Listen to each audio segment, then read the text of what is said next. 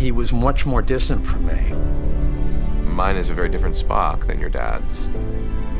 Live long and prosper. Anything wonderful like that, I think we should all embrace. To create a character who leaves a mark on the society that strikes a chord that resonates. Leonard Nimoy did that. Exactly.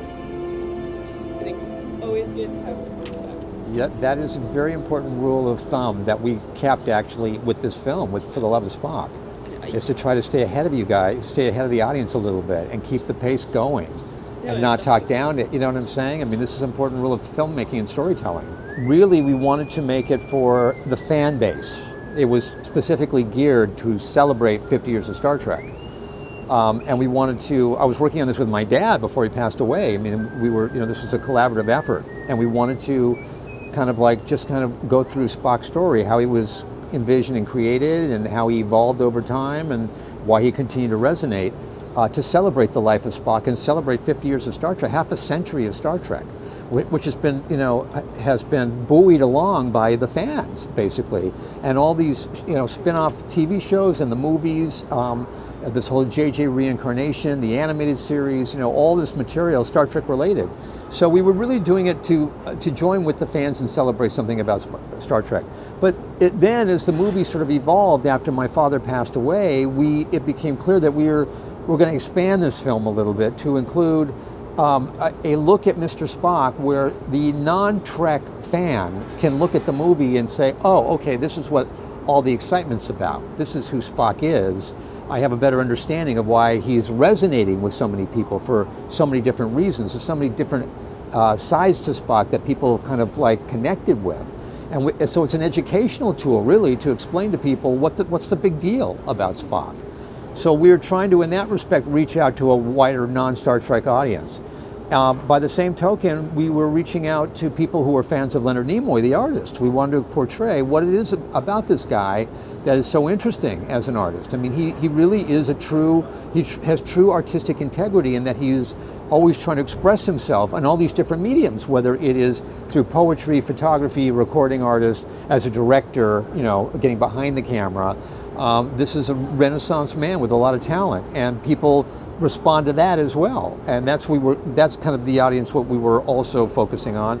And then again, we evolved the film because many people were telling me, Adam, you must tell your own story in this film, your own perspective, what Spock means to me, what my dad means to me. And that's where we got in this whole father-son relationship thing. And I'm hoping that people who have gone through the dynamic, the ups and downs of being in a father-son relationship can in some way connect to it or relate to it or even have some hope from it, because after all that my dad had been through, a lot of conflict with my father, we ended up on a very good place together, and I'm hoping that is somewhat inspirational to people who are going through a similar experience. The great thing about it is that we ended on a good note, and I think that's critical because, I mean, there was a time when I was not feeling good about him. I think it was very important that I came to this film from a perspective of the end of the story is good. We have a very good ending to this story. That really, because that colors the way I'm going to approach the material and the way I'm going to treat the material, which is Spock and Leonard in large part. So I'm really grateful that I had that perspective going in, that I wanted to be positive all the way through, but I wanted to tell the truth of what happened to us. And that there was conflict and there was difficulty in the relationship with Spock, seeing him everywhere when I'm not on good terms with my father. Very challenging for a person to have to deal with that, to deal with fans who are just love him and adore him and just want to, talk about how wonderful he is when I've just come from a knockdown, drag out argument with him. That's so difficult for me to have to contend with. So, I mean, I'm very lucky that I had that positive perspective in the end to look back, that's the glass that I'm looking through.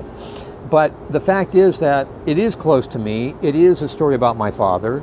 And I want to have a certain level of some sense of objectivity. And the only way I think that I was able to accomplish any of that is by having a production team that I trusted to tell me, dude, you're going too far in this direction. You need to pull it back, or we need more of this, here. To have I got feedback from a lot of people friends and family members, a lot of early screenings that we had for people to say, we need more of this, or you don't need to go in that much detail. So the objective really became to tell the truth about my relationship about my dad, but I don't need to tell everything. I don't need to go into that much detail, just to establish the fact that we had issues, they recurred, they kept coming up again and again. We found a way to resolve those issues, and so much so that in the end, when I needed him, when I was going through personal tragedy in my own life, he was there, and I could turn to him and rely on him. I just think it's going to give new dimension to the character of Spock, particularly our family life living with Spock. It's going to add a new chapter to the Spock saga, I think, that most people did not know about. It's just going to give more depth, frankly, to who he is and how what he means in terms of Leonard, how much of Leonard is in Spock, how much of Spock has affected Leonard. That's what we really try to deal with in these early years of the original series, and I think it's going to give a dimension that people have really not heard about before. About living at home. We got Spock in the house. Spock is living with us. What does it mean? How does it change our lives? How do we deal with that? And how does the celebrity of being with an iconic character right away? Spock, the fan mail is coming 4 weeks after they air. People are like, "Oh my God, there's this character on this Star Trek TV show, and we're in love with this guy." And the fan mail reflected that. And what do we how do we deal with that? And I think that's just it's just something. Again, it's a unique part of the storytelling. We let my dad tell as much of it as he can in his own words about his difficulty in stepping in and out of the role, is a perspective that people don't really know about, and that Spock, had a profound effect on our life. It changed our lives.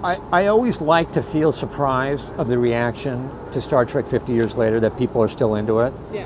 Because I love the feeling of the newness, the energy, the uniqueness, the things that I felt when I was a kid, when people first glommed onto it. I mean, that euphoria that we felt as a family of success, finally some real success for Dad, is something that we've held on to for 50 years, and I still want to hold on to it. And I still get a kick out of, when I was with Dad on the street and fans reacting to him. I love that newness because it keeps, it just has so much meaning for me, and it keeps it so fresh for me, and it just keeps my perspective on life fresh and new, and it's a wonderful feeling to have. But the thing is that I think is important to point out is this thing that you were talking about playing a character, is that my father imbued so much of himself personally in the role of Spock. He's so connected. Spock is very specific about who he is, and he's got a very dynamic, very rich inner life that my father brought to the character.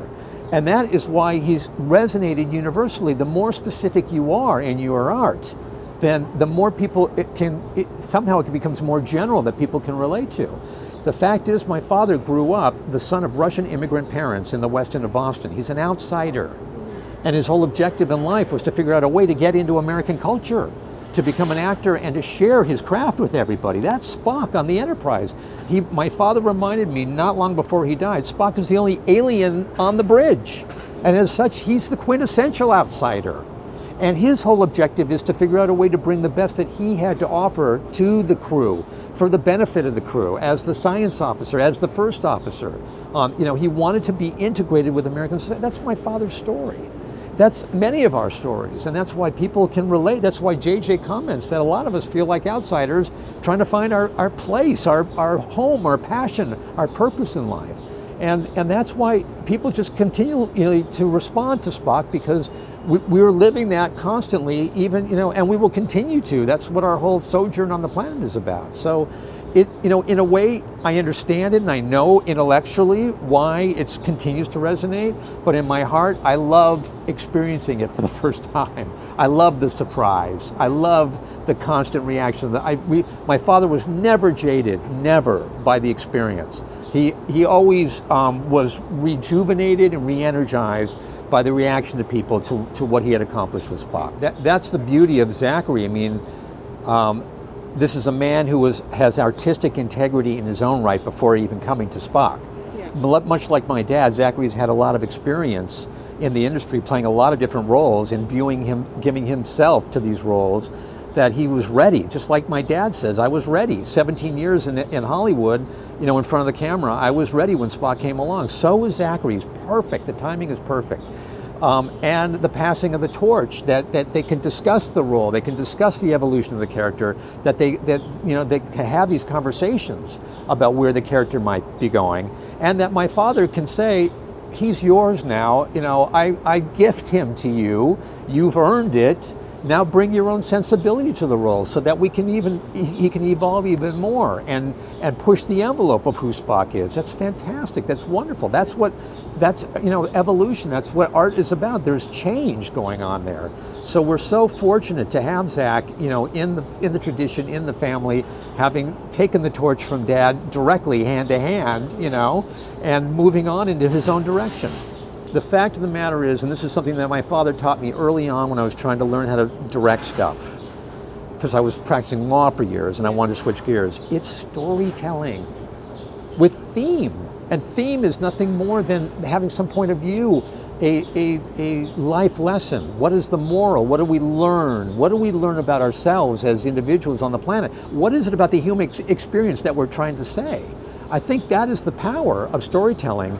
We're doing the same thing that they did 4,000 years ago. Whether it's the Epic of Gilgamesh or the Old Testament, it's all there. We're using the same archetypes. Spock comes from that tradition. We're standing on the shoulders of giants, there's no doubt about it. The point is that we happen to work in a visual medium, and we have more tools at our disposal. But it's story. We want to change people's lives. We want to give them something to think about. That is the power, I think, of good storytelling and good filmmaking. And that was my dad's whole legacy. You know, I mean, Spock shows us who we are. He's a reflection of who we are and what we aspire to be, even though he's only half human. But he's very human. He's very much a part of us. And he has shifted, you know, in a cosmic way. Spock has shifted who we are on the planet. You know, there's been a dramatic cosmic shift in our perspective on things thanks to his character. So yes, I think we are in a very powerful medium, and we have a lot of responsibility that goes with it. And I am so proud that my father was a big part of contributing to that storytelling tradition to help us live more meaningful and more introspective lives, and lives where we have a lot of hope for our future. And as always, live long and prosper. I hope you guys got something out of there to work with. Amazing. Yeah, thank you so much. Thank you so much for taking the time. I really appreciate it.